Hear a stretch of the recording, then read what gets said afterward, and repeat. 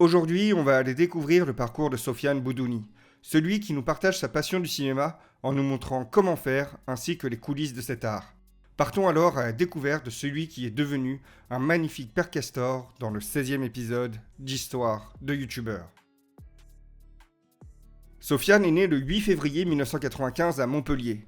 Mais pour les premières années de sa vie, Sofiane vivra bien loin de là. En effet, suite à la mutation de son père, Sofiane vivra les 8 premières années de sa vie en Namibie avant de revenir dans le sud de la France où il emménagera à Nîmes. Et dès cet âge-là, Sofiane y est guidé par quelque chose qui va guider la suite de sa vie, le cinéma. Dès l'âge de 8 ans, il s'essayera même assez tard vu qu'il réalisera quelques petits sketchs avec ses cousins, en s'inspirant des humoristes de l'époque comme Jamel Debbouze, Gad Elmaleh ou encore Les Inconnus. Tout ça lui permettra alors de se mettre en selle, d'apprendre un petit peu des légendes du moment pour ensuite commencer à réaliser, toujours avec ses cousins, ses premiers sketchs. À cette époque, Sofiane découvre alors le cinéma sous tous ses angles. En effet, sa famille est entièrement passionnée par cet art, alors il baigne dedans très tôt. Grâce à ça, il va regarder énormément de films lui permettant d'avoir une culture cinématographique solide, plus basée sur les films à succès que sur les films d'auteur. Il cherche à regarder les films qui plaisent au plus grand nombre, et tout ça éveille en lui l'envie de faire partie de ce monde. D'ailleurs, à l'âge de 15 ans, il va réaliser un court-métrage avec ses cousins et pour ça, il sera invité au Festival de Cannes. Ce court-métrage, Infernal, marquera donc ses premiers pas dans le monde du 7e art. À cette époque, comme je vous l'ai dit, il a 15 ans, donc il est au lycée, et il va choisir de faire une option cinéma. Cependant, il va très vite comprendre que cette option cinéma va pas lui apprendre ce qu'il a envie d'apprendre sur le cinéma. La manière de raconter le cinéma n'est pas quelque chose qui lui parle.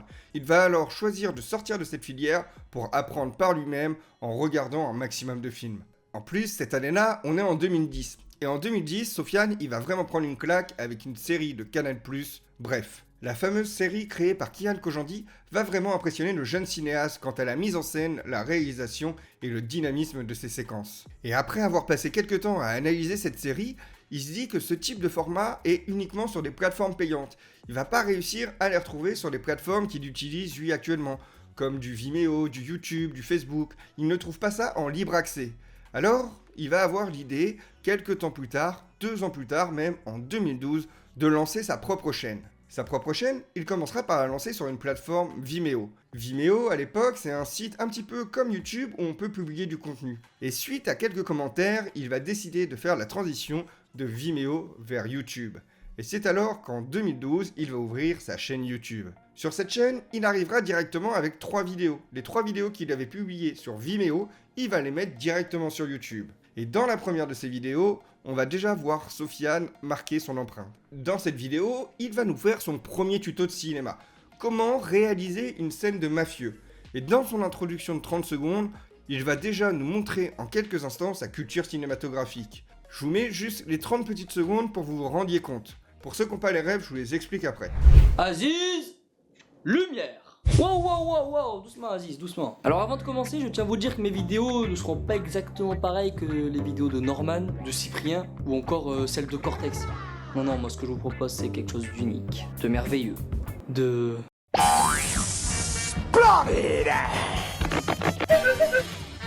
Bon, comme le titre l'indique, je vais vous faire des vidéos en rapport avec le cinéma. Mais bon, le cinéma... c'est un peu vague. Mais vous allez comprendre le délire après cette première vidéo. En effet, pour ceux qui n'ont pas les rêves, ici on va pouvoir en voir 3 en 30 secondes. Son introduction, déjà, ça va être une référence au 5e élément, un film de Luc Besson avec Bruce Willis. Juste après, on va pouvoir voir le moment où il va dire splendide avec le visage vert. Ça, c'est une référence au film The Mask avec Jim Carrey.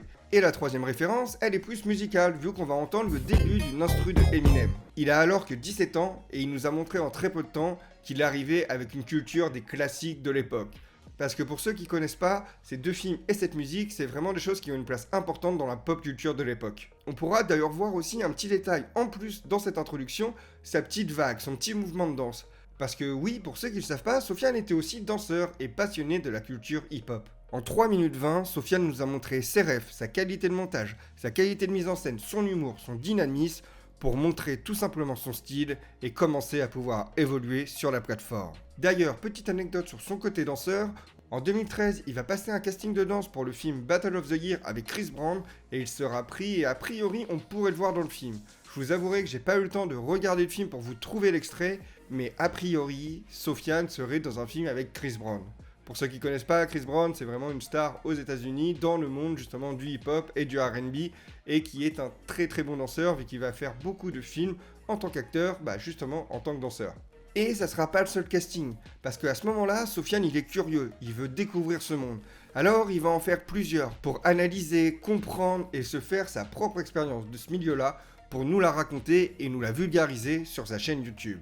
C'est toutes ces expériences et ces analyses qu'on pourra retrouver sur sa chaîne YouTube entre 2012 et 2016 où il nous fera beaucoup de tutos, beaucoup d'explications sur les coulisses du cinéma. En 2016, après avoir rencontré différents créateurs au Web Comedy Award, on pourra voir alors naître les premiers gros projets de Sofiane. Il développera alors avec différents créateurs le Pop Corner, un rendez-vous hebdomadaire au cinéma où tous les jeudis, une vidéo d'un youtubeur aura le droit à une projection. On pourra alors voir ses talents de danseur dans la vidéo de Seb, l'histoire du rap, mais aussi ses talents de réalisateur et de comédien dans un moyen métrage, Capitaine Habakkuk, un film de pirate qui lui a été inspiré par son amour pour One Piece. Le problème de ce genre de projet, c'est que ça va demander beaucoup de temps. Et même si ça te passionne, il va se rendre compte que le rapport temps dépensé viralité est vraiment pas efficace pour la plateforme. Alors, après autant de travail sur quelque chose qui n'a pas été tant vu que ça, il décide de faire quelque chose de plus décontracté, quelque chose qu'il fait depuis qu'il est jeune.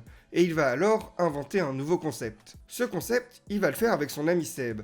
Et ça va tout simplement donner lieu à l'un des concepts les plus cultes de sa chaîne, vu que la première vidéo et le premier épisode est toujours la vidéo la plus vue de sa chaîne en 2024, alors que la vidéo est de 2016, les doublages. Du coup, dans ce concept, Sofiane et Seb vont parodier Harry Potter, en laissant juste tourner le film et en inventant une toute autre histoire.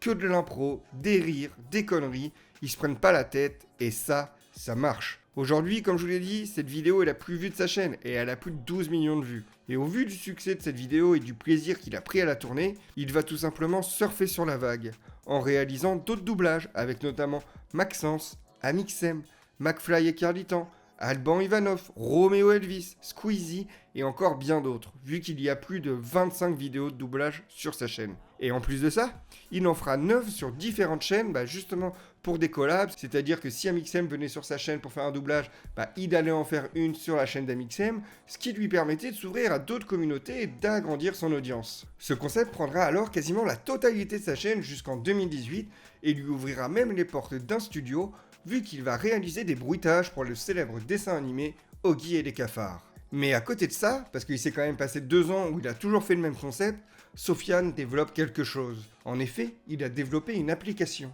Et si je vous disais que Sofiane, il avait un petit peu inventé le TikTok français. En 2017, avec son ami et collaborateur Valentin, ils vont lancer leur application de consommation de contenu vertical. Pour le nom, ils n'ont pas fait compliqué, ils l'ont appelé Vertical.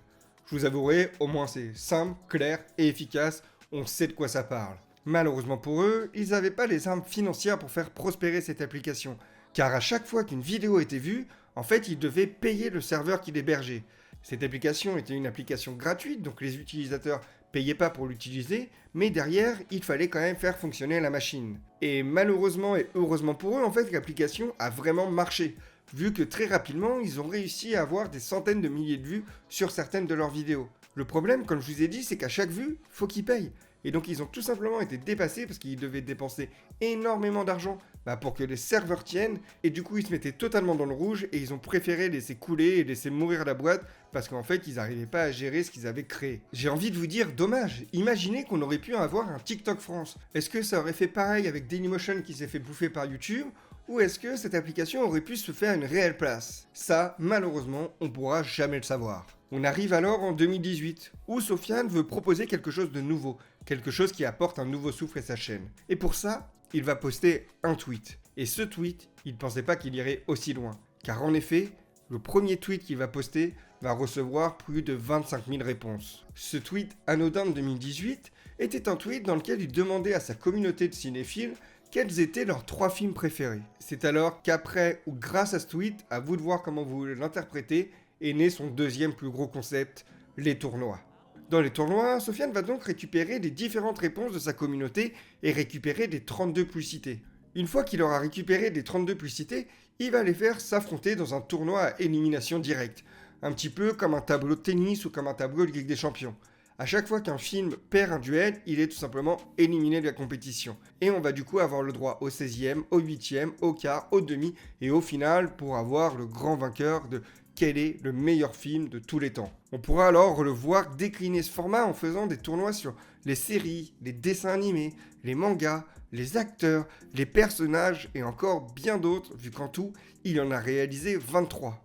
Ce concept va vraiment encore le faire changer d'envergure, car c'est un concept qui fait réagir, qui crée des interactions, des dramas, des désaccords, et encore une fois sur les réseaux, ça marche. Parce que en plus de créer des interactions entre Sofiane et sa communauté, ça va aussi créer des interactions à l'intérieur même de la communauté. Et oui, parce qu'il est impossible de ne pas réagir. Si tu aimes et tu suis le cinéma, c'est impossible de rester indifférent à tout ça et à tous ces tournois. Parce que en fait, des fois, tu vas avoir des duels qui vont éliminer ton favori. Et tout simplement, ça va toucher tes souvenirs, ta nostalgie, ce que le film a engendré chez toi, et ça va vraiment créer de l'émotion chez les gens. Ces tournois engendreront des millions de commentaires et des millions de réactions chez toute la communauté cinéphile d'Internet. On arrive alors en 2019 où, après toute cette agitation, Sofiane va décider de faire une pause de 6 mois. En effet, entre-temps, il a remarqué que sur la plateforme, ce qui était de plus en plus poussé, on va dire, par l'algorithme, ça allait être la surproduction, c'est-à-dire qu'il fallait avoir une régularité vraiment de poster une vidéo par semaine, qu'importe la qualité du concept. Il trouve qu'avec le temps, la créativité et l'ingéniosité que tu as mis dans ta vidéo, c'est pas forcément le plus important. Ce qui va être le plus important, c'est ta régularité. Alors, il perd un petit peu goût à entretenir sa chaîne. Et il préfère faire une pause pour prendre un petit peu le recul, analyser tout ça et revenir plus fort. Il reviendra cependant en fin 2019 avec les mêmes concepts, vu qu'on pourra avoir 4 tournois entre septembre et décembre et quelques vidéos autour de son premier amour, le cinéma. Malheureusement pour lui, quand on regarde les stats, on va voir que les vidéos quand il parle du cinéma font quasiment 3 à 4 fois moins de vues que lorsqu'il fait des tournois. Alors, il va décider de continuer à réfléchir pour créer autre chose. Et là, qu'est-ce qui va arriver? Encore une fois, donc on était fin 2019, on arrive en 2020, le confinement arrive. Et avec le confinement, Sofiane il va réussir à inventer un nouveau concept sur sa chaîne qui va lui donner un nouveau souffle. Pour ce concept, il va inviter 2 autres créateurs, Seb et Masqué. Et il y aura même une 3e protagoniste, Chelsea, qui elle va un petit peu encadrer le jeu. Et ce jeu, c'est Undercover. Qui sera l'Undercover? Dans ce jeu, Chelsea donnera un mot aux différents joueurs. 2 auront un mot identique et l'autre aura un mot similaire. Par exemple, chaise ou tabouret. Un jeu assez courant, que vous pouvez retrouver avec des applications sous le même nom d'ailleurs. Mais en plus de jeu, ce qu'il va rajouter, c'est de la mise en scène, vu qu'ils vont décider de le réaliser en parlant comme s'ils étaient dans les années 20, avec la tonalité, avec le micro de l'époque et avec un humour au poil. Il réalisera alors différents épisodes durant le confinement qui donnent tout simplement le sourire et l'envie de rigoler, et clairement durant cette période, c'est vraiment ce qui plaît et ce qui attire les spectateurs. En parallèle de ça, il continuera ses petits tournois et ses petits tutos sur le cinéma, jusqu'en février 2021, où, en février 2021, un nouveau concept va voir le jour, les histoires. Son premier épisode est une vidéo dans laquelle il va raconter l'histoire de Pixar, un studio d'animation emblématique. Pour ceux qui ne le savent pas, Pixar, c'est ceux qui ont fait Toy Story, Monstres et compagnie, Le Monde de Nemo, Cars, Ratatouille, enfin, je pense que vous avez compris la force de ce studio. Et Sofiane décide alors de prendre un nouveau rôle, une nouvelle casquette, celle de conteur d'histoire. Et franchement, il fait ça vraiment très très bien. Il arrive à t'emporter et à te raconter l'histoire d'une manière qui fait que clairement, tu ne peux pas lâcher la vidéo jusqu'au bout. Il développera ce concept au fur et à mesure des années, et c'est d'ailleurs toujours un concept d'actualité, en nous racontant d'autres histoires, comme l'histoire de Netflix, de Dofus, de Marvel, de GTA, des Simpsons, de Pokémon, ou encore plus récemment, celle du mythique studio Ghibli. On va revenir tranquillement sur ces 3 dernières années sur la plateforme, où il a mélangé différents concepts. Donc on aura toujours, comme d'habitude, les tournois, les tutos cinéma, les histoires du coup qui ont été rajoutées, et on verra aussi d'autres petites séries, comme les Easter eggs, dans lesquels il va analyser toutes les références ou les éléments cachés, que ce soit dans les films ou les séries comme Squid Game, ou même les Easter eggs qui sont cachés dans la vraie vie, pour revenir un peu plus tard au film avec Shrek ou les différents Disney. Mais attendez, vous savez peut-être pas ce que c'est un Easter egg. Un easter egg, par exemple, c'est un élément caché, que ce soit dans le décor, une référence. Par exemple, moi dans mon décor, on pourrait dire qu'il y a un easter egg, il y a une référence là, sur les tableaux. Je sais pas si vous l'avez, je vous laisserai réfléchir. Mais en fait, quand tu vois ça, ça va te faire penser à un autre truc de la pop culture, ou à un événement, ou un livre, ou une pensée, etc. Donc du coup, lui, ce qu'il va faire, c'est analyser dans différents films, ou différentes séries, ou dans la vraie vie, où sont les références. À côté de cette série sur les easter eggs, il va aussi créer 2 petites séries toujours autour du cinéma. Les coups de pute au cinéma, où il va essayer d'analyser les différents faits qui se sont passés dans ce milieu-là, ou encore une autre série, les plus gros accidents, les accidents les plus tragiques de l'histoire du cinéma, qui, pour certains, ont conduit jusqu'à la mort de certains acteurs ou cascadeurs. Et il prendra le temps de nous expliquer tout ça pour vraiment nous apporter cette culture sur le cinéma que lui a découvert au fur et à mesure des années et qu'il essaye de nous vulgariser depuis qu'il a créé sa chaîne en 2012. En 2022, il y a 2 trucs importants.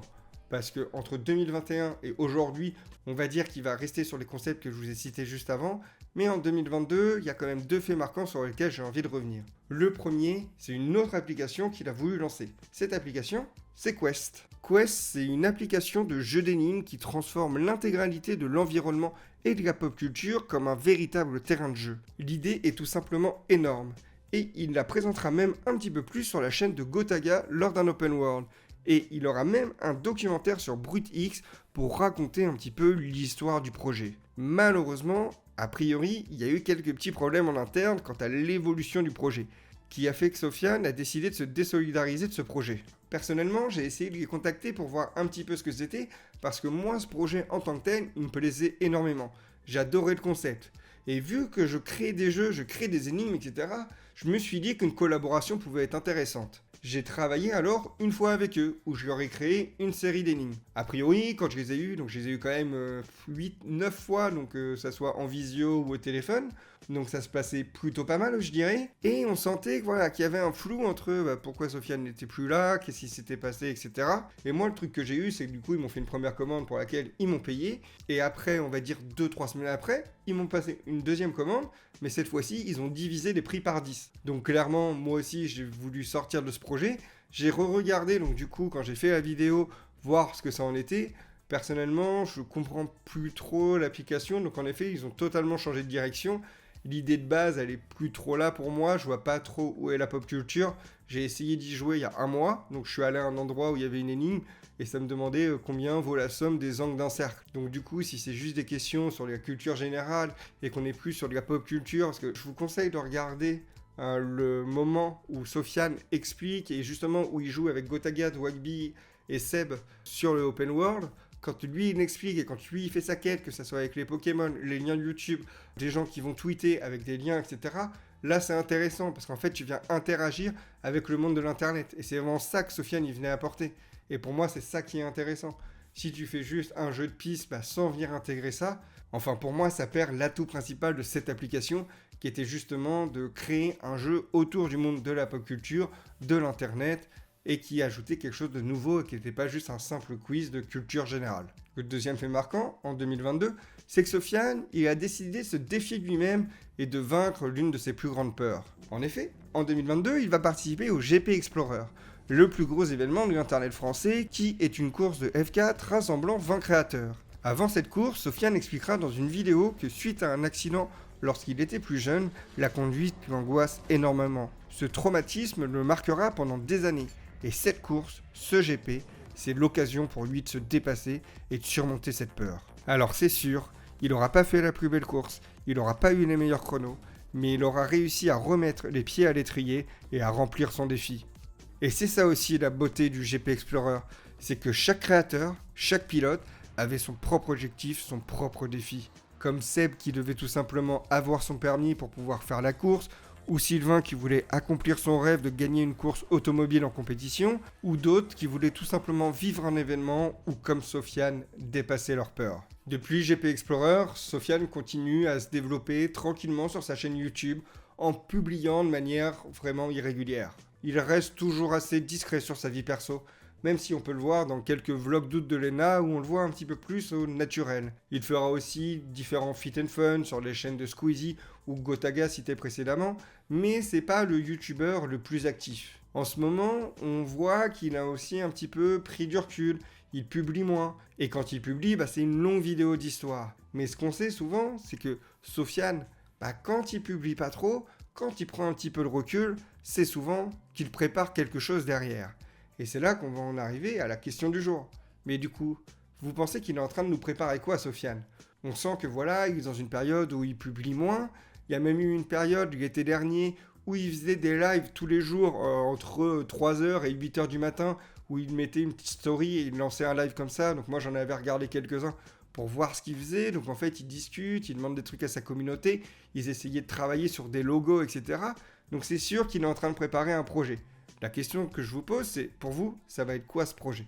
Dans tous les cas, ce qui est sûr, c'est que le rêve de Sofiane, c'est de réaliser et de produire son propre film. C'est d'ailleurs pour ça que depuis des années, il prend le temps d'analyser, de comprendre, de regarder la mise en scène, de regarder justement les easter eggs, les détails cachés, comme je viens de vous dire. En fait, il est en train d'analyser tout le cinéma pour voir comment lui, il peut trouver sa patte pour faire son film.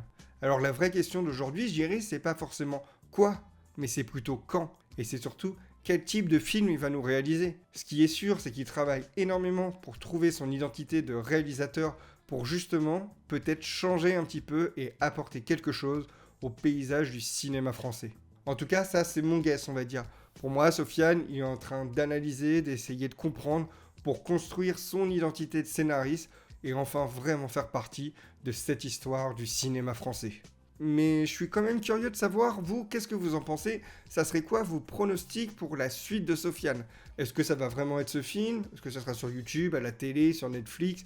Est-ce que ça sera autre chose entièrement? Une autre application? Peut-être qu'il y en a d'entre vous qui savent des trucs. S'il y en a qui étaient plus que moi sur les lives cet été, peut-être qu'il y a des petites infos qui ont fuité. Je vous avouerai que c'était il y a 8 mois, donc j'ai pas tout eu, surtout qu'entre 3 et 8 heures du matin, j'étais pas tout le temps présent. Donc n'hésitez pas à me dire en commentaire ce que vous en pensez. Et si vous êtes encore là, déjà, merci d'avoir regardé la vidéo. N'hésitez pas à lâcher un petit like et un petit abonnement, ça fait toujours plaisir. On arrive donc à la fin de la vidéo de Sofiane, et ça y est, on a clairement dépassé la moitié du challenge de février d'essayer de réaliser une vidéo par jour. Comme vous l'avez vu, cette semaine, il y a eu des petites lacunes parce que c'était des vidéos longues. Celle d'Amine et Mister V, elles font plus d'une demi-heure toutes les deux, tout simplement parce que les parcours étaient un petit peu plus longs. Donc je me suis fait un petit peu dépasser. Quand tu vois d'autres vidéos qui font 10-15 minutes, c'est le double de temps de tournage ou le double de temps de montage. Donc c'est pour ça qu'elles ont pris un petit peu plus de temps. La semaine prochaine, j'essaierai d'en refaire un petit peu plus. Mais voilà, je vous promets rien parce que c'est vraiment dense comme boulot. Le temps de faire les recherches, le montage, etc. Enfin bon, je vous raconte pas ma vie. Mais comme vous le voyez, derrière tout ce concept, il y a surtout un message que j'essaie de vous transmettre. Parce que derrière chaque créateur, chacune de leurs histoires, chacun de leurs parcours, on peut trouver une certaine source d'inspiration. Car même si chacun de leurs parcours est différent et transmet un message différent, ils ont quand même des trucs qui les lient, comme surtout deux éléments, le fait d'être passionné et le fait de ne jamais rien lâcher. Chacun d'eux est vraiment devenu l'acteur principal de sa propre histoire, l'acteur principal de son propre shonen. Et c'est ça aussi qui est fort dans l'internet français, c'est qu'on a tous envie de savoir comment chacune de ces histoires va se terminer. Alors on les suit, alors on regarde leurs vidéos toutes les semaines ou tous les mois quand ils les sortent.